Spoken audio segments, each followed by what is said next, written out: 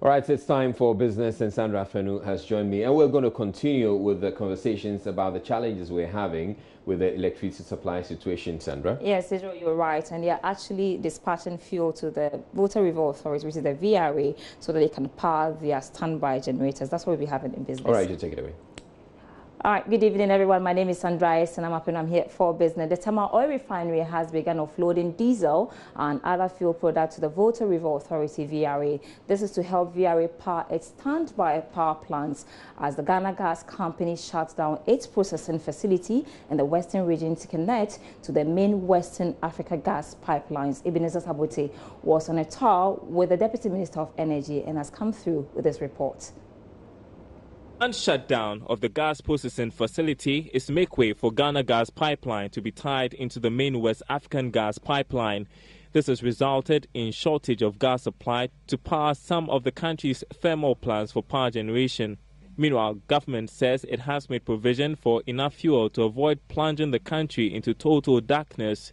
On a tour of the Tema Oil Refinery, Managing Director of TOR, Isaac Osei, said the company has started processing fuel for VRA. We've just started the process, you see, because once you bring in the crude oil, it's got to settle to enable you to determine the quantities. And we've just started the process of transmitting by the pipeline that we have between ourselves and VRA, transmitting the crude oil to VRA. We do understand that there's another consignment of 1,500 metric tons of AGO which is coming in for VRA. Ore Kwedu is Deputy Minister in charge of power. We have challenges. We're not shying away from that. But for a greater purpose, the hope is that once this shutdown is complete, we will be in a position to transport gas from the west, the Takoradi area, to Tema, where we have generators that require gas. They depend on gas from Nigeria. We've heard this severally, that gas from Nigeria is not coming, the pressure is low. Instead of 120 million scf, we are getting only 30. After this, it's going to be a thing of the past because we have our own. If Nigeria gas that we need doesn't come, we have our own that we can reverse flow from Takoradi to Tema. The process is expected to be completed in about 12 days. Eben Sabotage report for Joy Business. Let's do other stories now. The Monetary Policy Committee of the Bank of Ghana has maintained its policy rate. The bank left its key lending rate to commercial banks at 16%. Governor of the Bank of Ghana, Dr. Ernest Addison, said the decision is as a result of threats to growth outlook and inflation, which have been slightly contained despite some challenges.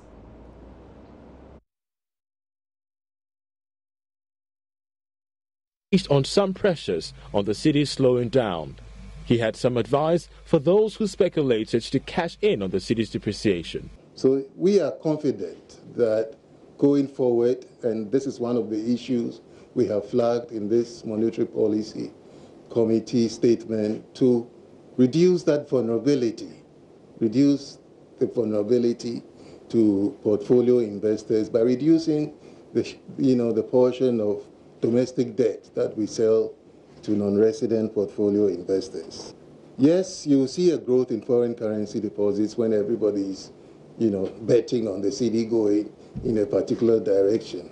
And I'm sure those who speculated in building up those deposits have earned from that process. I think if I were them, I would quickly go and translate those foreign currency deposits back into cedi deposits. The governor also announced plans to restrict the amount of local bonds that offshore investors can hold. On 5 local banks that are supposed to be restructured by the Ghana Amalgamated Bank, the governor maintained that they have the required guarantee, which shows that the banks have met the capital. Dr. Addison also disclosed that he hopes to start the cleanup of microfinance institutions from the second quarter of this year.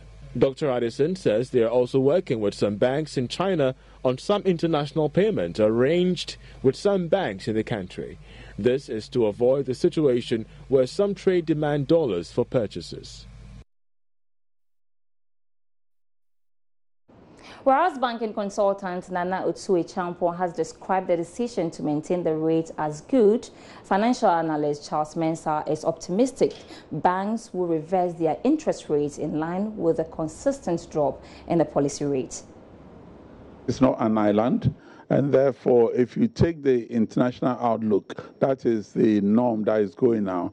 Only about a month ago, U.S. announced that they don't intend moving the rate anyhow for a while. So I think because of that, we were expecting that ours will be maintained as well. And when you are practicing an inflation targeting economy, those are some of the variables that you have to check. That inflation has come down, and so interest rate is keeping the inflation in check. When they change it, one would have expected that the banks will reduce the charges, the interest rate on the loans to industry. But anytime the MPC reduces it, you don't see the immediate thing to the, oh, we have revised our lending rate. You don't. You say, oh, we want to wait and see small before we amend it, because they may have granted a loan to some company at a certain rate. I think there should be some law backing it, like anytime there's a change in the monetary policy rate, it shouldn't be voluntary. There should be the same movement being passed on to the borrowers of those funds from the bank.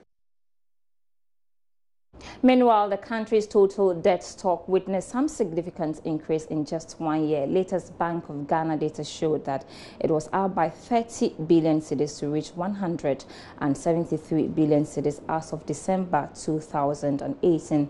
That's more on the debt numbers and how other sectors of the economy fared, according to the Bank of Ghana.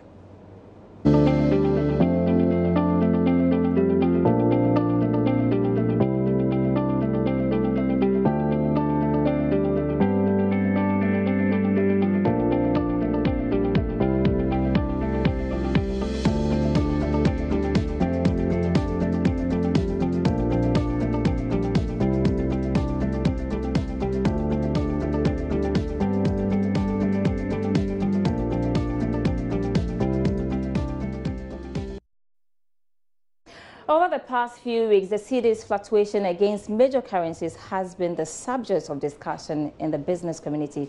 Charles Saite has been on the ground speaking to some business leaders. As Ghanaians are back on their daily routines, one thing that, of course, remains setting on their minds is the performance of the cedi. I have been engaging the president of the Ghana Union of Traders Association, GUTA, Dr. Joseph Obeng, to help us understand the outlook of the cedi and the perspective from traders alike. We have some losses to recoup, and if we are not being able to do all that, we factor the losses that we've made in the past into our present pricing. Unless this thing is sustained, and then in future, if you are buying again, and then the price is the rate is lower, then of course. This comes so natural. We got in touch as well with that of the Food and Beverage Association, where the General Secretary, Samuel Agri, tells me that the situation regarding the cedi could cause price build-ups in the future. People would have loved to have a stable currency to enable us also have a long-term projections in doing our calculations and all that. But once the cedi keep on depreciating that way, it becomes very difficult for businesses to have a very tangible projections and also have a very good business profit. Otherwise, what it means is that your investment keep on depreciating over the years. And if nothing is done about it, then obviously it's going to create more problem for the investor. Because whenever the cedi falls, it affects everything, from what you eat to the dresses that you wear to even the transactions that you engage in. As it stands now, the business community in Ghana is very much aware of situations at hand, very positive in that sense. I'm Charles Aite for Joy Business. All right, so that's all for business for now. With me, Sandra S. Namapenu. I'll be back after 8 p.m. where we'll be talking more on cryptocurrencies.